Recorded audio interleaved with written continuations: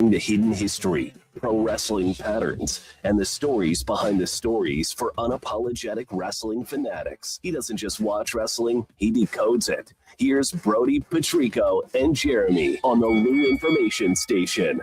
MJF has won the AEW World Heavyweight Championship once again, and there is a lot that is going to happen on this upcoming episode of Raw or today on Wrestling on the Spectrum. That's right. Happy New Year and welcome to a new season of Wrestling on the Spectrum, brought to you by the law firm of Brown & Crouppen. If you're wrestling with the insurance company, call Brown & Crouppen at 314-222-2222. That's all twos, folks. And let me tell you, there's a three-way match going on here. No fatal four-way, as our buddy Tony Patrico, we know how we spell that, Patrico, baby. He is on assignment. Maybe he's over in Japan getting ready for Wrestle Kingdom. Who knows? He might do a run-in the back.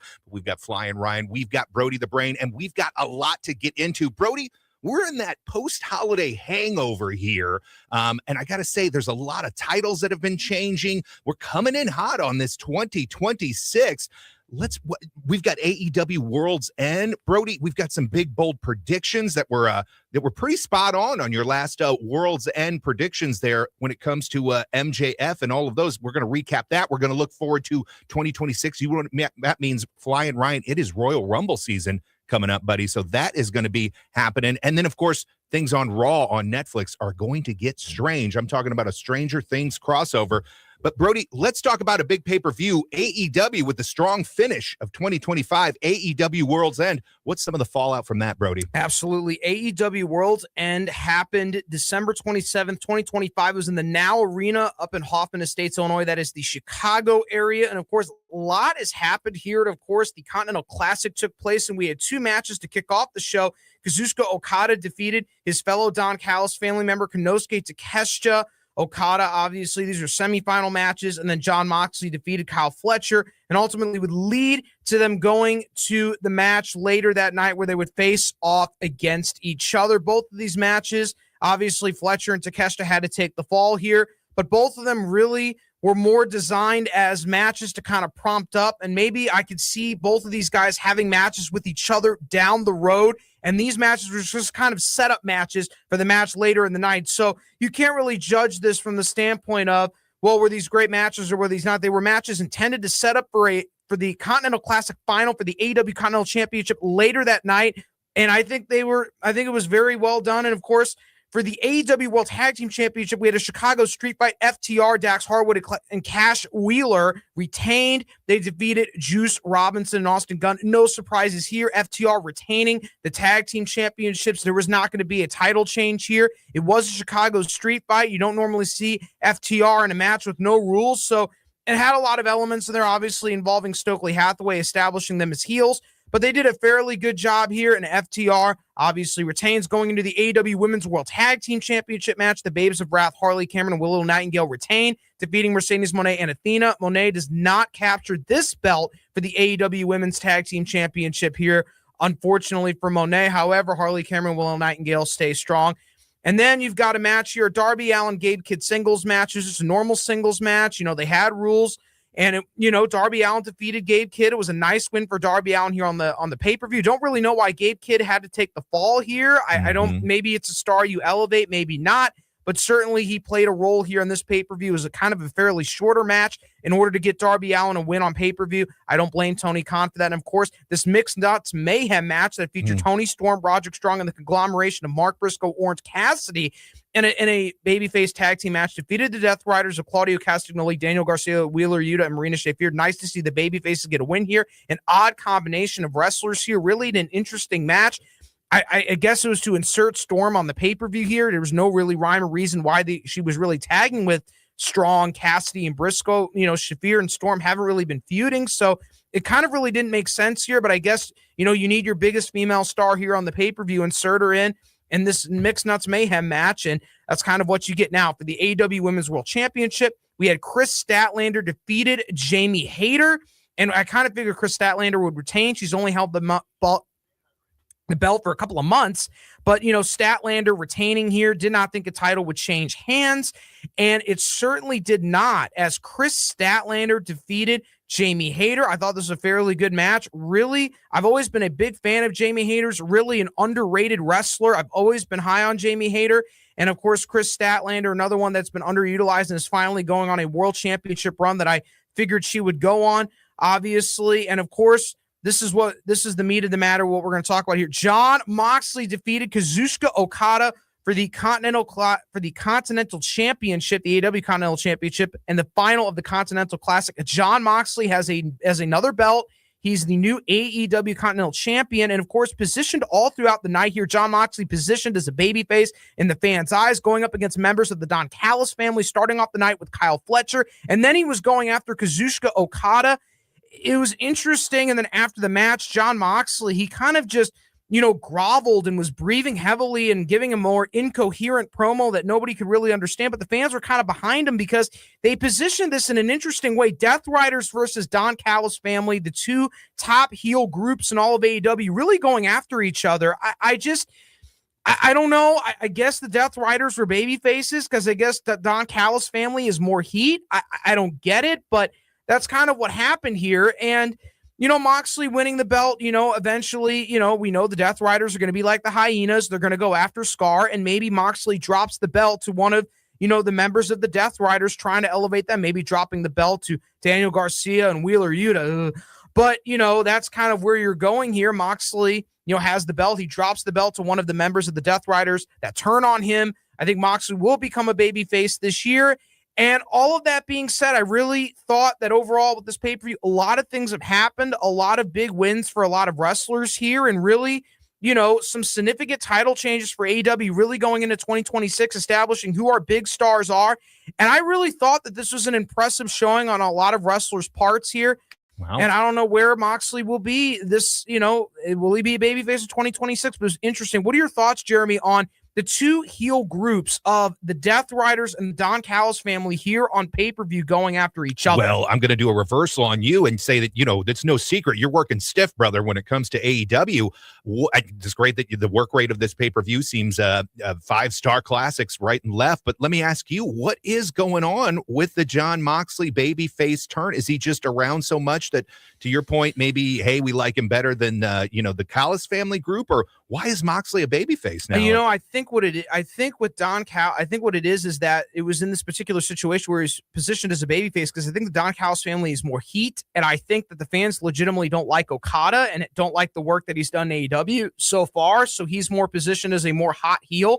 And I think with Moxley, he's been such a mainstay in AEW that the fans have gotten so used to him that if you're battling against, we have to pick the lesser of the two evils. So if we're going to pick the lesser of the two evils, why not pick Moxley to be the lesser of the two evils? And I think the fans see the writing on the wall that Moxley winning the AEW Continental Championship, it's only a matter of time before those Death Rider members turn into hyenas and just go after their leader and attack him. And, that's the feud that Moxley's going to have going into 2026. I like your Lion King analogy. And in another dimension, well, specifically Japan, this time of year is Wrestle Kingdom. I've talked about it a little bit on the show. Flying Right. Do you watch any of this Japanese New Japan wrestling at all? It's some fun stuff. I need to tap in a little bit more. Yeah. I'm more of a highlight watcher. Yeah, sure. New Japan You can get the Instagram stuff. But, it goes on at literally 11 p.m. tonight, and it's kind of fun. The hardcores stay up super late. Sarah and I are going to be watching it, Sunday morning there. But you want to talk about the pageantry of the Tokyo Dome. So what's happening there when, Brody, you're talking about Okada, he's getting ready to go over there and fight, Tanahashi, who's kind of it's going to be Hiroshi Tanahashi's retirement match. That's right. Jeremy's talking about this Wrestle Kingdom 20. Yeah. It's going to be January 4th, 2026. Tomorrow, get up early in the morning if you want to and watch it. It is in the Tokyo Dome. He's spot on here. The upcoming match, we're going to preview it right here. Hiroshi Tanahashi and Kazuchika Okada in the main event. This is Tanahashi's retirement match, and there's going to be a winner-take-all match. The IWGP World Heavyweight Championship and the IWGP Global World Heavyweight Championship is going to be Konosuke Takeshita, who has the world title, being accompanied by Rocky Romero, another member of the Don Callis family, going up against Yota Tsuchi, who holds the IWGP Global Heavyweight Championship. Of course, more tie-ins here for the Never Open Weight Championship. You have Evil, who is the champion, will be defending against Aaron Wolf. And, of course, a four-way match to determine the number one contender for the IWGP Junior Heavyweight Championship. You have El Desperado, Kosuke Fujinami, Tashi Ishimori and versus Sho. Sorry if I mispronounced some of those names. It's hard for me. Did really good. Yeah, and of course the 10-man tag team match. You have the Bullet Club War Dogs. I can't believe the Bullet Club's still around. David Finlay, Gabe Kidd, and Drilla Maloney against the unaffiliated Shingo Takai and Hiromu Takakashi. Wow. With Gato, who is the booker of New Japan Pro Wrestling, for those who don't know, going up against the United Empire of Andrade El Idolo, that is Andrade from WWE, Great O'Khan, Hair, and of course, Callum Newman. So it'll be interesting to see how that pans out there. And of course, the winner takes all match for the IWGP Women's Championship. It is going to be Saya, Takakami versus Shiori for the IWGP Women's Championship and the Strong Women's Championship, and of course the Rambo for the Never Open Weight 6-man tag team championship. Yeah, Toro, Yano, Spear Tech, which includes Master Wato and Yo versus Tiger Mask, which I don't know which Tiger Mask this is, but it's been a lot of them. Togi Makakabi or Scooby or whatever. I wouldn't even attempt to go down the line here, but you have done so quite well. Names. Don't ruin the record there. Do you know much about this Aaron Wolf guy? He's an Olympic athlete? Yes. What's the big deal? This is like a big deal over there. This thing's sold out. Aaron Wolf he won an Olympic gold medal for Tokyo in the Olympic Games, I believe in I believe in judo. I believe he won the Olympic gold medal. So he won Olympic gold medal in 2020 in judo. And he is a big deal. They're trying to push this guy to the moon over there. Yeah. And it is a big deal. It is a sold out 50,000 in the Tokyo Dome. And I guess it's going to be on broadcast TV over there, but a lot of fun. And you see sort of future stars that AEW would pick up in a couple years. You want to talk about folks like Nakamura, where AJ Styles really, redefined himself. It was New Japan Wrestling, but we have so much to talk about. Do you want to get into MJF now or after the break? We're going to get to that after the break, but we're going to talk about, I just want to talk about it for a second because you bring up Hiroshi Tanahashi and how great he has been for New Japan Pro Wrestling. For those who don't know, he's the president there. He's a director of the promotion. He's an active wrestler, and just Hiroshi Tanahashi has been one of the biggest stars in Japanese wrestling for a very long time. Never took his talents much over to the States, though fans in the United States know who Hiroshi Tanahashi is. He's wrestled in the United States multiple times. He's wrestled in AEW multiple times. For those who don't know, Hiroshi Tanahashi is one of the biggest stars in Japan for the last several years. He has remained loyal to New Japan Pro Wrestling. He is their John Cena. Yeah, he's their John Cena. He's been their mainstay and their staple, and really losing him. I mean, New Japan Pro Wrestling and really Stardom and a lot of the promotions over, they've lost a lot of their big stars to the States. Julia is no longer there. Kazuchika Okada is no longer there. Takeshita's not there anymore. So they're really losing a lot of their stars, and New Japan Pro Wrestling and Gato are going to have to hit the reset button and really push new stars like Aaron Wolf. And, Aaron Wolf is one of those examples, but they're going to have new stars going to have to push. The Bullet Club War Dogs still kind of, I can't believe the Bullet Club is still around. They're a group that's been around a really, really long time, and now they're in a new iteration. It's kind of like their version of the New World Order. And it's really interesting how, and they've had a partnership with AEW, New Japan Pro Wrestling, AEW, and CMLL have had a strategic partnership together. And it's very interesting to see how it works. I'm very curious of where they go from here and where New Japan Pro Wrestling, because, the wrestling world, what does WWE look like without John Cena? Right. What does New Japan Pro Wrestling look like without Hiroshi Tanahashi? Yeah, it's going to be a major sea change. We're going to get to that after the break. We're going to get into MJF. We're going to get into Stranger Things in Raw. We're going to get into the Royal Rumble. And I want Brody to book WrestleMania when we come back. But first, we're going to talk about one of our favorite wrestlers, MJF, and this winding road back to the title here on Wrestling on the Spectrum. We'll see you on the other side for more wrestling predictions and WrestleMania predictions indeed. From Brody the Brain Herman, Flying Rhyme, we'll be back. This hour of content on the Lou Information Station is brought to you by Grandpa Pigeons, Johnny Mac's Sporting Goods, and Becky's Carpet and Tile Superstore. Hey, see that, kids? That's the St. Louis Arch, the gateway to the West. The Lou Information Station, where we'll always call it Highway 40 or Highway 40 if you're a boomer. The St. Louis expression? Stream our content 24/7 at louinfo.com. The Lou Information Station. Honor and remember all those who fought and are still fighting for our freedom. This message from the Tower Pub, serving St. Louis with quality and pride. For a great time with great people, bring your friends to the Tower Pub, located at 3234 Morgan Ford Road. Try $3 Industry Night Mondays or $2 off Ladies Night Wednesdays. Like them on Facebook. With football season back, stop by for college games on Saturday and the NFL Sunday Ticket. Call 314-771-7979. That's the Tower Pub of St. Louis. Is your brand stuck on the sidelines? Tired of feeling like your marketing budget is just warming the bench? Well, then it's time to get in the game with Eyesight Media. We don't just put your brand near the action, we put you in the action. Imagine this, your company front and center, showcased in NCAA and pro stadiums and arenas nationwide. If you're ready to elevate your brand to MVP status, don't miss this shot. Visit eyesightmediagroup.com today to apply for an in-arena partnership. That's eyesightmediagroup.com.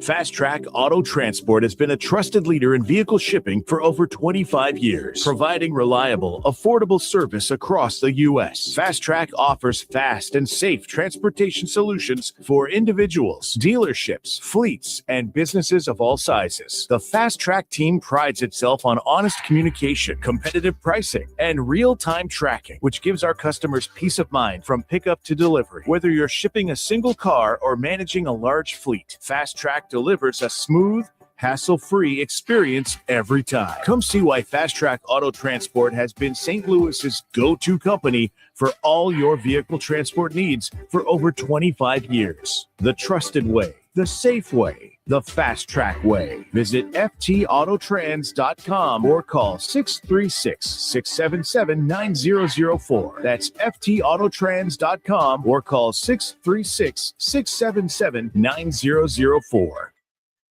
Joined now by the boss, Dave Green. Dave, we're building something pretty special here, but running a growing media company takes more than great content. Tell us why you chose Home Bank for your business banking. For us, it's all about relationships. With Home Bank, we're not just an account number. We know the people there, and they know us, our goals, and where we're headed. That personal connection makes all the difference. Greener, when you say relationships, what does that really look like? They not only know my name, Cam, they know our business. And when I need something, whether it's a phone call or a text, weekday or weekend, morning or night, I get a response from someone I know and help with whatever I need. That's huge. And for a business like ours, you need a bank that can move at the pace you're moving. Exactly. We're in a fast-changing media world, and Home Bank has been a steady partner through it all. Home Bank is a team behind our team. Visit myhomebank.bank or call 855-577-2001. Home Bank, member FDIC, more than a bank, they're your business partner. The choice of a lawyer is an important decision and should not be based solely on advertisements. At Brown and Crouppen, we get that after an accident, money's tight. That's why we offer so much for free. First call, free. First consultation, free. Stuck at home or in the hospital, we'll come to you for free. So call Brown and Crouppen, where we don't get paid unless you do. And your first consultation is free. It's still real to me, damn it. Now back to more of Wrestling on the Spectrum with Brody the Brain Herman, JC and Patrico on the Lou Information Station. Streaming 24/7 at louinfo.com. All right, welcome back to Wrestling on the Spectrum. This is JC sitting in for Tony Patrico, who is on assignment. Where in the world is Tony Patrico, like Carmen Sandiego, huh? So before the break, we were talking about into AEW's Worlds End pay-per-view and the results there. What a winding road it's been since Hangman Adam Page was crowned in Texas. Then we got the belt over to Samoa Joe, and now it's back on our boy, who we think is a generational talent, because he'll tell you himself. He is, so yes, he will. MJF. Brody, break it down for me. What happened in this fatal four-way main event? It was a fatal four-way match. There were no rules, no disqualification, no countouts. So the Ops obviously had their fair share of interference here. MJF defeated Samoa Joe, Swerve Strickland, and Hangman Adam Page in a fatal four-way match, as I've said. And he became the AEW World Heavyweight Champion for the second time. He was avenging the loss to Samoa Joe that he had 2 years ago at AEW Worlds End, and this was MJF's Casino Gauntlet guaranteed contract cash-in match. So finally, AEW has made their Casino Gauntlet guaranteed contract actually mean something. MJF wins the AEW World Heavyweight Championship going into 2026. This is nothing but a positive to me, because then they could build this up for MJF to be the one to lose to Will Ospreay in Wembley Stadium, for that to be the main event in Wembley in 2026. I'm looking forward to that when Ospreay returns, and then these guys are going to be in a feud. I think MJF will be your champion at least for a lot of the first half of 2026. I like this move a lot to put the belt on MJF. I'm very excited about this, and I think we could have a great 2026 for AEW, better than 2025 because of MJF winning the AEW World Heavyweight Championship. Can't disagree. And let me say, this was a time there were a lot of championships right at the end of the year, little stocking stuffers. Flying Ryan, we were talking about a big title change that happened on the last Raw of Netflix there with the Usos winning. What did you think of that? Oh, I'm actually excited that the Usos are back tag teaming and winning gold, man. You know, I've been a firm believer that Jey Uso, I don't think he should surpass the mid-card as a solo champion, but I like the Usos being together. I always love that. So Yeah. And then Willow Nightingale captured the TBS championship from Mercedes Moné. Brody, what do you think's going on there with Mercedes?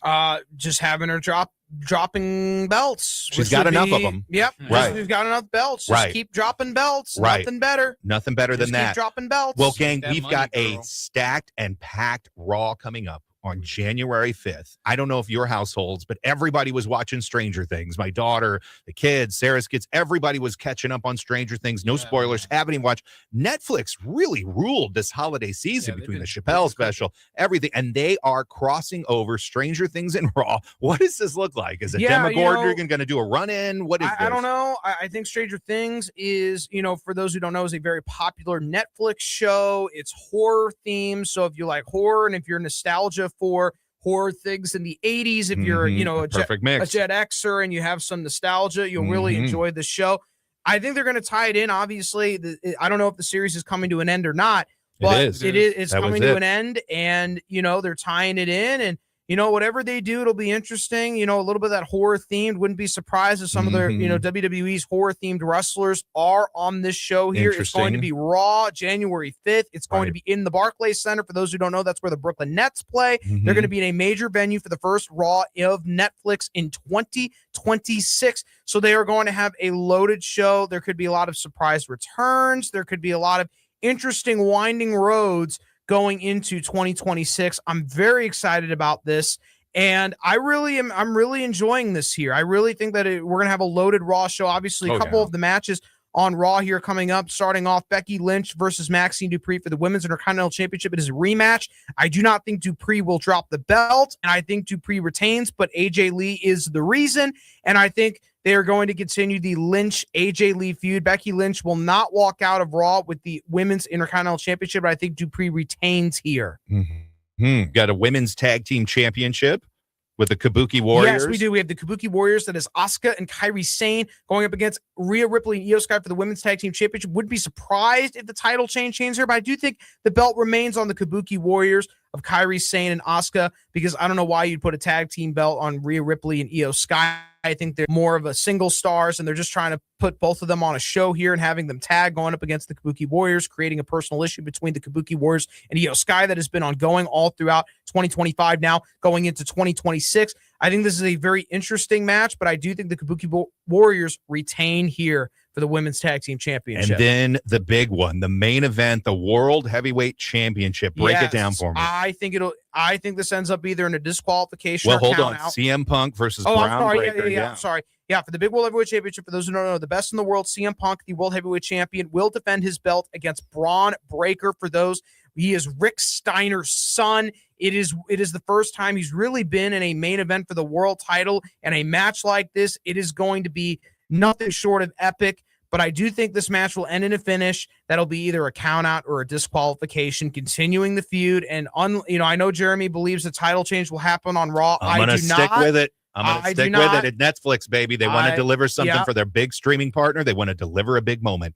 Okay. Well, I'll ask you a question in a second about that. But I think that they'll end up Punk retaining by, will retain the World Heavyweight Championship, and it'll end in a disqualification or count out, and mayhem will absolutely ensue on Raw. What is more likely to happen? Chris Jericho returns on Raw, or Braun Breaker wins the World Heavyweight Championship? Oh boy, that is a stunning question. I mean, I'm going to go on the Braun Breaker side. Flying Ryan, do you think Y2J comes in from the upside down?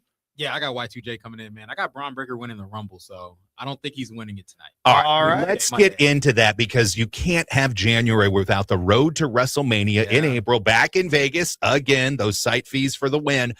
Brody, how would you book WrestleMania? I've heard different theories of just Roman Reigns, Cody, two nights. I think we're going to talk about this a lot in the upcoming weeks, but you've got a lot, the three wrestlers I believe that could win the Royal Rumble are Gunther, Roman Reigns, and Braun Breaker. I think either Roman Reigns or Braun Breaker wins the Royal Rumble, and then the other one will win the Elimination Chamber to go after the other belt. Okay. So I think the odds-on favorites will be Braun Breaker or Roman Reigns, and then, I think Gunther could be one. And, the sleeper pick of all could be a Viper in the Garden, Randy Orton. He confronted Cody Rhodes on SmackDown, returns as a heel. He's RKOing everybody, kind of that heel Randy Orton people love. And he has now put his name in the hat for the WWE Undisputed Championship. So is Sami Zayn. He cut this interesting promo last night on SmackDown, inserting himself into the title picture here. Just like the Dusty Rhodes mentality, you always have to have multiple people going after the top prize in the company. So I don't know where they're going to go with that. I think that who wins the Rumble will be either Braun Breaker, Gunther, or because, Gunther and Punk had their confrontation on Raw, maybe it's Gunther that wins, or Roman Reigns. I think it'll be one of those three. If I'm going to pick, I do agree with Ryan that it's going to be Braun Breaker that wins the Rumble because winning the Royal Rumble is a bigger deal than winning the Elimination Chamber. And I think because Roman Reigns has won the Rumble so many times, I think they give the nod to Breaker, and I think Breaker wins the Royal Rumble. He will challenge Punk for his title at WrestleMania after this disputed finish that happens on Raw, and I do believe that Breaker wins the Rumble. Boy, I don't know if we've got a WCW-style screw job finish at the end, or does Seth Rollins come in with an arm and a sling and prevent it? It just feels weird to me to have the two, matches with CM Punk and Braun Breaker coming up there. It does feel a little weird. We've got a Saturday night's main event on January 24th. Is that where Sami Zayn? I believe it's in Montreal. Yeah, it is in Montreal. Sami Zayn's hometown. I guess him losing to Cody before that. I guess he loses to Cody in that event. How does he gain that championship opportunity through some SmackDown? We've got a 3-hour SmackDown. Yes, we do. Debuting next. Well, we had our first 3-hour SmackDown last night. Break it down for me. Some of the debuts that were on there. Well, obviously, as we know, Matt Cardona is back in WWE. Huge. Yeah, I figured this. I mean, when the merchandise went up on the website, he came back for the Cena tournament. We all knew that, Matt's desire to come back to WWE. The King is now a full-timer? Is that what I'm understanding? Yes, he's back in WWE full-time. Ever since that John Cena appearance, we all kind of figured, is this real? Tony's like, oh, it's a spot that guys, we all know this. TK only putting up merchandise up on the store if they're not a full-time wrestler. So he is back in WWE full-time. As I predicted, Matt Cardona's back. He had a match last night defeating Kit Wilson of Pretty Deadly here. And yeah, that was interesting, of course, last night as well. Carmelo Hayes actually won a title defense, squashing Johnny Gargano. Right. And you had an ambulance match with Damian Priest defeating Aleister Black. Wild. Kind of continuing that Rhea Ripley, Zelina Vega, Aleister Black, Damian Priest. Just an interesting, concoction there. Julia winning the WWE Women's United States title once again by defeating Chelsea Green. They probably pair Chelsea Green up with Matt Cardona sometime this year. The sooner the better. And they had an 8-man tag team match with Alexa Bliss, Charlotte Flair, Io Sky, and Rhea Ripley, defeating the heel team of Lash legend Nia Jax and the Kabuki Warriors of Asuka and Kairi Sane. Kind of a preview going into Raw. And of course, for all those who wonder who's on what show, it doesn't matter. Everybody's on every show. There shouldn't be a brand split. I hate the multiple world titles. There should be one world title. Yeah. I don't understand the multiple brand split. It's ridiculous. I know they have to make the Elimination Chamber mean something, but I don't like it at all. I really, really don't. I wish the title would be on the line at the Elimination Chamber and there wasn't 2 events that determine main events at WrestleMania and just one, and the Rumble would mean more. But we're in the spot that we're in. We got to sell tickets. We got to sell merchandise. We got to get viewership. We've got to fill 3 hours. And I think you are seeing SmackDown purposely stacked with new talent. And, the Godfather of Law, Ed Herman, and I were talking out there about movies we hadn't seen. I'm going to be honest. I had not seen Trick Williams work until last night. That's it, right? Trick? Yeah, Trick Williams. Yep. He was fantastic on the microphone. Like, what's the scoop on this guy? Yeah, he's been a big star in NXT. Whoop that trick is his catchphrase. Trick Williams. Frickin' A, he's got one of, he's got a physique. Where have I been? In a coma. Yeah, he's got an interesting physique, an impressive physique to say the least. And I think he's a guy that they can do something with. I wouldn't put him in the world title picture, probably wouldn't forecast that for him, but he's an interesting kind of, one of those mid-card guys that they're going to try to bring up and see if they've got something with him and really roll the dice, because he's been in NXT for so long, and seeing maybe we roll the dice here and see what we can do with him. I'm not going to forecast him to be a world champion or anything this year, but I do think that it was time to bring him up because NXT's got so many stars on there. It's getting a little crowded, so it was time to bring Trick Williams up to the main roster. Right, and definitely, again, I think, you've got Obafemi on the way who looked good against Cody Rhodes. Does he land on Raw or SmackDown? I don't know. I think either show would love to have him, I'm sure, when he gets the time to get called up. I guess, Tony was kind of right. They're going to try to bring up a lot of the wrestlers from NXT up to WWE this year. They're ready. And kind of clearing the farm a little bit, letting Ricky Saints and Ethan Page and a lot of those wrestlers thrive down there, and getting the guys like Trick Williams and Obafemi finally up to the main roster, right? And really kind of clearing the field there, maybe bringing some new talent from TNA. And that's another thing. I know Ryan wanted to talk about this, but TNA now going to AMC. I just think TNA kind of serves as another developmental for WWE. Seeing what we saw in Cena's final retirement match, having wrestlers there like Leon Slater, being on the show, I think it is going to serve as another developmental territory for WWE. Joe Hendry is now on the main roster. They're going to continue to propel a lot of their wrestlers that are currently in TNA up to the WWE main roster, and really TNA serving as another developmental territory for WWE, I think is nothing but a positive for TNA, because let's be realistic here. You can't compete with WWE and AEW. So if you can't compete with them, just join them as a developmental, kind of do what OVW did back in the day, or Deep South tried to do back in the day, or kind of serve like how Memphis did back in the 90s. Randy Hales and Memphis kind of served, for WWE is kind of a developmental pipeline where a lot of their wrestlers can go. They can get television experience on AMC and really, serve as a asset for WWE and continue the partnership there. And it benefits TNA because you can have stars finally like AJ Styles going into the TNA Hall of Fame where he belongs. So I like the partnership between WWE and TNA, and I liked it better than I thought I would.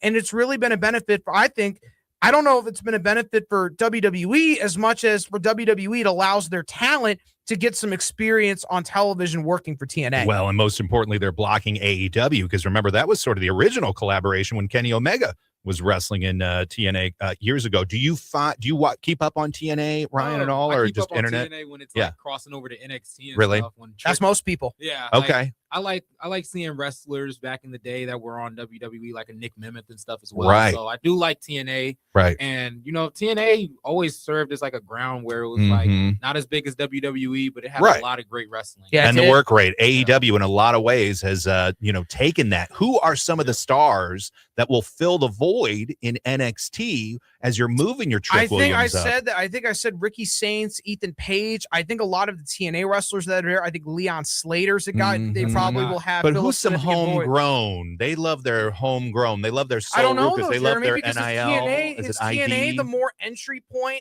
and then they just feed from TNA to NXT to WWE? It feels like there's a lot of synergy out there. I think Sol Ruka, by the way, is another one that is ready. That trying to propel. I think Ethan Page is ready to go up. And doesn't she have a whole shtick going with Chelsea Green? Like, those two have really got something. Yeah, but I think Chelsea Green is going to go with, like Brody said, Cardona. Go with Cardona. And I think Ethan Page needs to be like more on the solo of NXT and really run NXT, if you get what I'm saying. Yeah, just keep him there until it's really ready. Like when you have something for him, keep it until he's really ready and then bring it up. That's what I think I would do. We've got next Friday on SmackDown another 3-hour show. Do you guys like these 3-hour shows? What do you think? Well, you got to pack it in. I mean, if I ran WWE, I want my show to be 3 hours. Well, I think the network loves it. I think it's good for business. But next week we've got Drew versus Cody again. What is this? Like 3 levels of hell.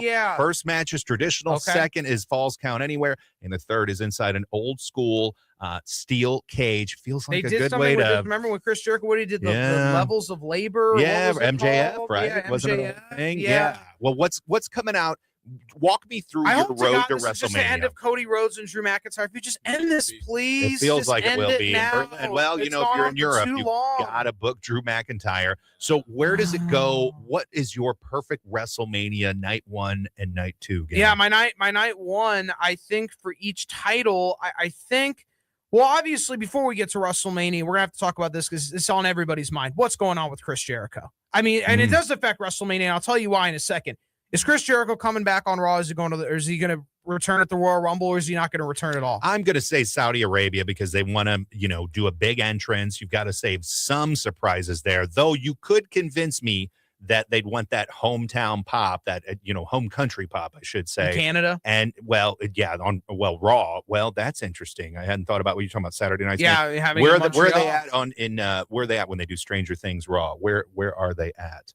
They're in the Barclays Center in Brooklyn, New York. Okay, got it. You mentioned that. Yeah. Okay. So That's a big pop, though, in Brooklyn. Yeah, boy, I could see either way. I think they are going to give Netflix as much of a rub as they can and throw so many things their way. That's what I'm going to bet on. We'll see if we're right or wrong next week. But I don't know. Saudi Arabia is going to be a big spectacle. I think they should do crossovers and have UFC, hear me out, UFC stars or something, do a run-in at the Rumble of any time you have mainstream stars that can come in and just do a quick thing where they get thrown over the top rope. Why aren't you've got unlimited money with that Saudi Arabia money? The fact that TKO does business with both Paramount and Netflix is the most interesting thing maybe on the planet right now. That is their name of the game where they can spread it. They're on the CW. I think this is really, what is Jericho like when he returned? And for folks who don't watch AEW and only watch WWE, this is not the same Chris Jericho that you're used to. Right. He has lost a bit of a step in the ring. I'm not going Looking to deny good on it. social. He is. I listen.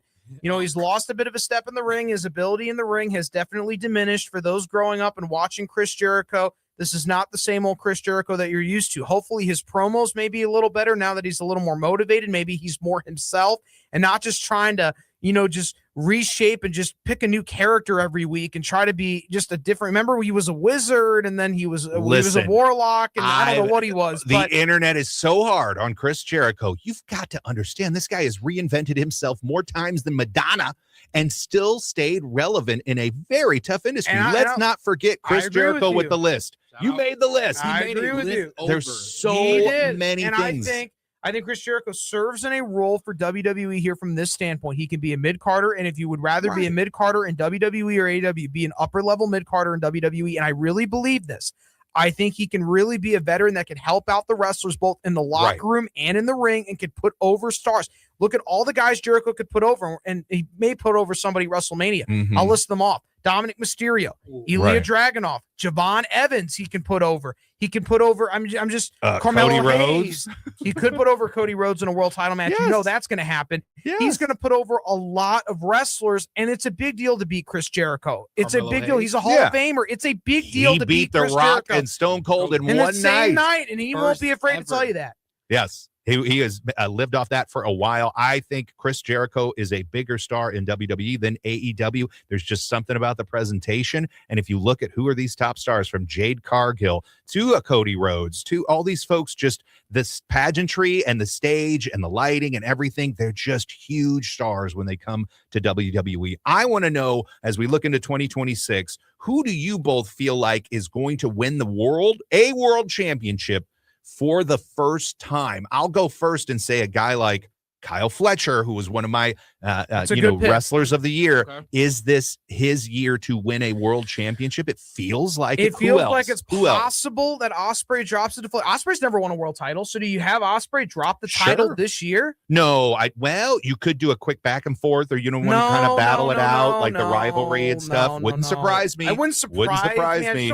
I'm sick of this back and forth thing that they keep I doing. know they're gonna do it, but who else? Who's on your list? Sure who's a breakout star of 2026? I think I would put. I think Austin Theory and Kyle Fletcher were my two that I put on a list, because I feel like Austin Theory is a more technically better Kyle Fletcher with better training in WWE than AEW. I think we're going to have to see that side of him. All we've seen is this joke character around. I saw the new look. You're going to see a new look. You got Heyman now. He's serious. I like the darker gear. Right. No more of the bodysuit. Get rid of that. Fair enough. I like your theory on Theory. That's right. Flying Ryan, theories. Who's a breakout star? I got a guy. He's been breaking out like crazy. Yeah. Man. He's been putting on bangers after bangers. World Championship. Yeah, I know. On World SmackDown. Championship. Ilya Dragunov. That's a good one. That is a really good answer. Yeah, I knew you were Ilya Dragunov. I like that answer. World title? I do believe it. Bangers, man. I don't disagree. I feel yeah. like he's next year.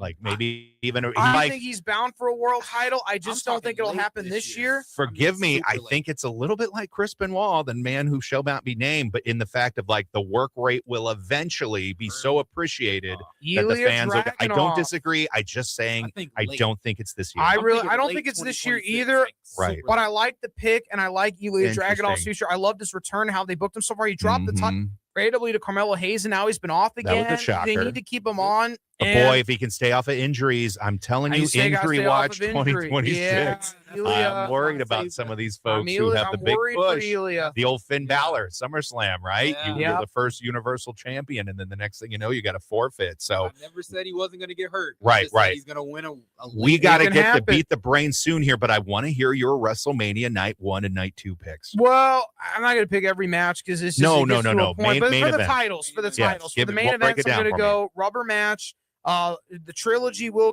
be complete. The rubber match, Cody Rhodes and Roman Reigns. You agree? Do night 2.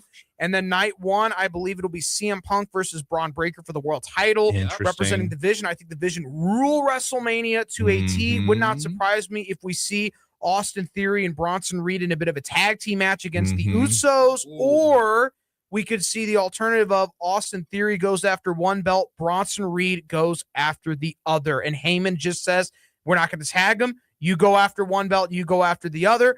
And we could see Chris Jericho will be, I believe, involved in a title match at WrestleMania if he returns to WWE. And I have Chris Jericho against, I think Chris Jericho against Carmelo Hayes would be good. I think Carmelo Hayes beating Chris Jericho at WrestleMania, that would do wonders for him, wouldn't it? I mean, wouldn't that be good for Carmelo to beat a Hall of Famer at WrestleMania? If not him, AJ Styles, just have him beat a Hall of Famer at WrestleMania would do wonders for him. If he's United States champion by then, if Ilya Dragunov is, then have Ilya Dragunov go up against Chris Jericho or AJ Styles. I think the United States champion at the time of WrestleMania should beat a Hall of Famer, get them over. And of course, I want to see this happen. I want Dominic Mysterio to beat his father at WrestleMania, get that win finally, and have Dominic Mysterio versus Rey Mysterio for the Intercontinental Championship at WrestleMania, and have Dominic Mysterio beat Rey finally and get that win over his father on the grandest stage of them all. So I'm going to go Rey Mysterio, Dominic Mysterio for the IC belt and the United States belt, whether it's on Carmelo Hayes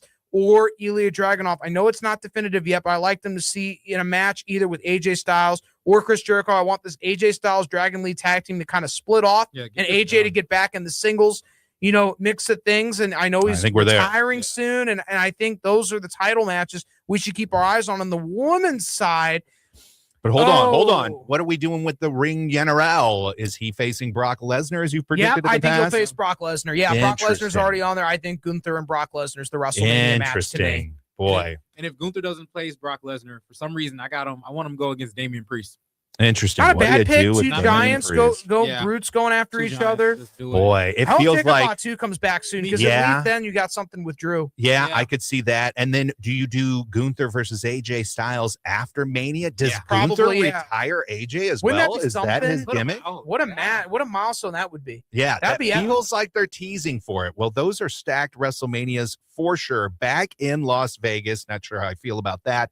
And the next year, are we in Saudi Arabia? We are in Saudi Arabia. Oh, wow. That feels like where you back up the money truck and just bring in the main. Does Conor McGregor come to WrestleMania? What's that guy doing right now? He could. That's where I feel like WrestleMania. It's definitely a different. The Saudi fans are clearly into the product. They know they all are. the stuff. It feels weird to not have a WrestleMania here being the good old US of A. I agree with have you. The Star Spangled Banner. Well, let's get into some Beat the Brain. 2025 is behind us. Brody, I want to see how well you remember 2025, some of these. And if they get too easy, I'm going to go into hard mode here. So let's start off with a question here. At WrestleMania 41, talking about WrestleMania highlights here, which 2 superstars headlined night 1 in that World Championship match? CM Punk, Seth Rollins, Roman Reigns. There we go. Let's see here. WrestleMania 41, right? Was that last year's 41? Yes. Okay, night 1 in the World Championship match.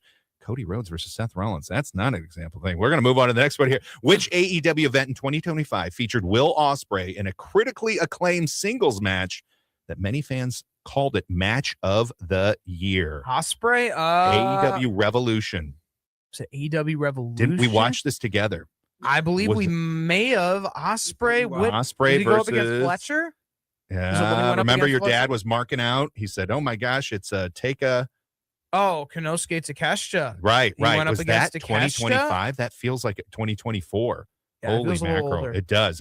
I'm still going to give you that one. Here we go. At Royal Rumble 25, which superstar entered at number 30 and went on to win the Royal Rumble match? Let's see here. Is that Jey right? Uso was entered in 30. Yeah, I no, he guess. did not. That says it was CM Punk. I think we are in another a level here. This is what happens when Chat GPT. This is Tony. We miss Tony here.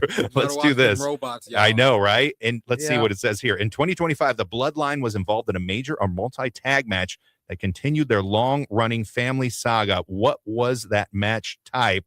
Oh, you remember some of this Bloodline stuff. Rules. Bloodline Rules. That's right. Okay. Here we go. All right. Which AEW wrestler defended an international or continental title multiple times in high-profile single matches throughout 2025? Moxley?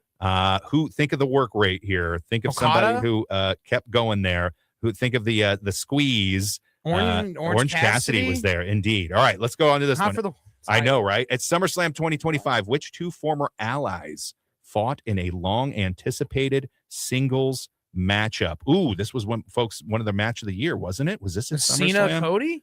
The SummerSlam match. It was really hard-hitting. Two former allies, long-anticipated singles match. Think ROH.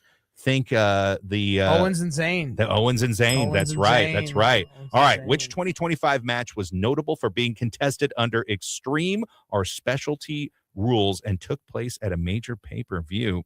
What about War Games, Survivor Series, Bloodline rules? You think of the All In. What kind of match was that there with Moxley versus Page? What was it? What do they call it? They called it the Texas Death match. That's right. It's not really a Texas death match. Holy but mackerel. I think our Chat GPT failed us on that one, but let me pull up the hard stuff here All right. and see if we can even go deeper Yeah. on our Beat the Brain segment here.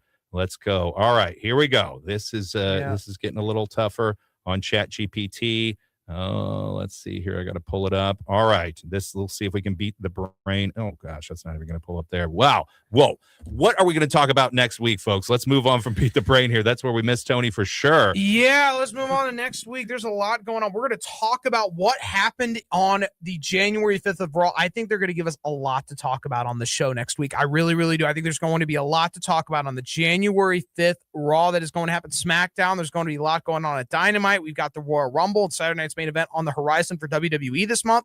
So there's a lot to preview. There's a lot of predictions to be given, a lot of fantasy booking that'll happen on Wrestling on the Spectrum next week. I'm looking forward to it. There's going to be a lot that's going to happen. And by then, we'll have the first 3-hour SmackDown as well. We'll know who has won the 3 stages of hell. And I think we'll have a better idea of our WrestleMania cards coming up. And then there's an Elimination Chamber in Chicago in February, is there not? Yeah. Boy, those ticket prices. Oh, it's in Chicago, that's too. That's my favorite. I don't know if it's a DVD or PLE. Really? That's my favorite, actually. Though. That's the one that you goes back. Punk is going to do. So it's in Chicago. It's in so they're going to Chicago. do something big with Punk then. Yeah, we talked about going, but gosh darn, those ticket prices are ridiculous. But we do want to do something interesting. for the Royal Rumble. We want to interact with the fans and listeners of the show. So we're looking into doing kind of a shared watch party for the Royal Rumble. That could be something fun. Have of it. That Royal Rumbles are always so much fun. Yeah, I mean, that's probably one of my favorite pay-per-views at the It end is, of the day. it is. So People many love the great Royal Rumble memories. match. What's your favorite Royal Rumble memory coming back? I mean, you've had so many good ones. The ones where Cena returned. I mean, we remember the days of like Chris Benoit winning, Rey Mysterio. Rey Mysterio won in 2006. Yeah, and then doing his little spot. Vince McMahon coming out, blowing out 2 knees. We got to thank Pat Patterson. Thank Pat Patterson for the Royal Rumble. Absolutely. The first ones was broadcast on USA. We talked about that. I loved it. Yeah. Love the Royal Rumble. Yeah. Coming up, it is one of the 4 tentpole events of WWE. That's Royal Rumble, WrestleMania, SummerSlam, and Survivor Series. The road to WrestleMania begins at the Royal Rumble. The winner of the Royal Rumble matches, we all know, is the main event of WrestleMania. Will get to challenge for one of the World Heavyweight Championship matches. And also on the women's side, we have a women's Royal Rumble as well that'll be on the show. And whoever wins that will also challenge for a women's world title at WrestleMania. So it's going to be a very interesting pay-per-view. I'm looking forward to this.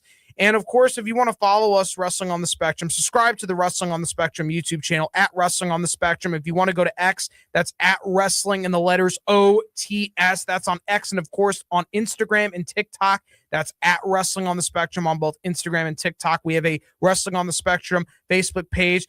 subscribe, give us a follow, like our post. You can even comment if you want to. Yes. We got a lot of content coming up there. And of course, give us a follow. I'm looking forward to 2026. There's going to be a lot that happens in wrestling like there always is. I am so excited for 2026. We're so excited. You just join us, because in wrestling, we always know it's going to be a bumpy and turbulent ride. Yeah. What are some big, bold predictions before we go? What are some wild theories as far as, something that could happen this year? I keep thinking about the changing media landscape. I keep thinking about Warner Brothers being up for sale, Netflix that we were talking about, maybe purchasing them. It feels like, does AEW announce a new TV partner before the end of the year? That would be something that would be good for them. I mean, considering Netflix could be buying Warner Brothers Discovery, that puts AEW in a tremendous bind.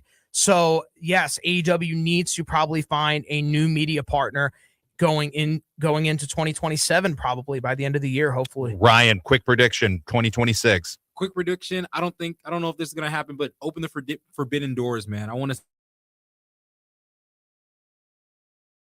see something crazy.